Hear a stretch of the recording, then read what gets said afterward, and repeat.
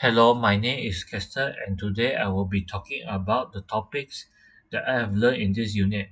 The first topic that I will be talking about is the variable, which is a storage area which acts as a container for programmers to place a particular set of bits or types of data like integers, boolean strings, etc. This method is used because it is very difficult and time consuming to store and process data in the memory. The second topic will be about standard input and output. Standard input refers to the process whereby data is being inserted into a program in the form of a file or from the command line, while standard output is in the process of displaying data onto a screen, monitor, or in any file. And the C programming provides a set of built-in functions to streamline the process of inputting data into the program as well as outputting data onto the computer screen.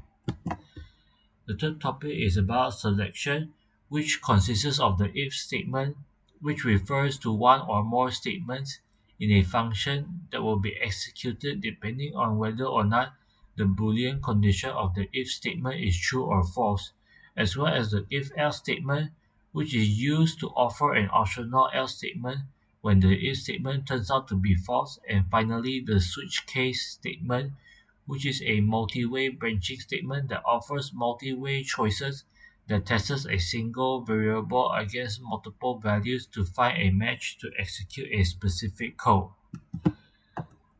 And the fourth topic, which is about the loop, which is a programming structure that contains one or more statements that are being repeatedly executed a specified number of times or until a certain condition is made. To control a loop variable is needed in order to tell whether or not a statement has been executed a correct number of times.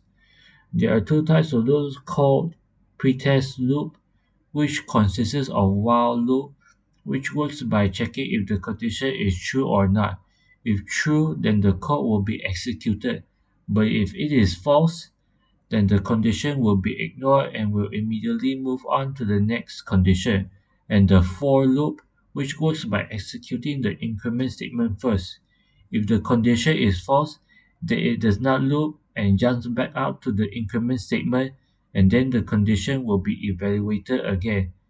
And if it is true, then the loop executes and repeats itself again.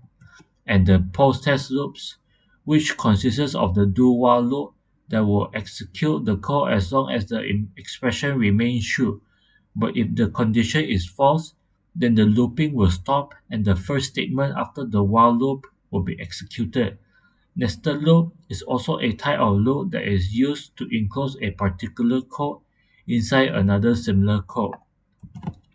And the fifth topic is about the function, which is a block of organized reusable code that performs a specific task. But when a specific program requires a long and complex series of code, then a method called modular programming will be used to separate the function into smaller, independent, and reusable blocks, making the code much easier to read, develop, and maintain.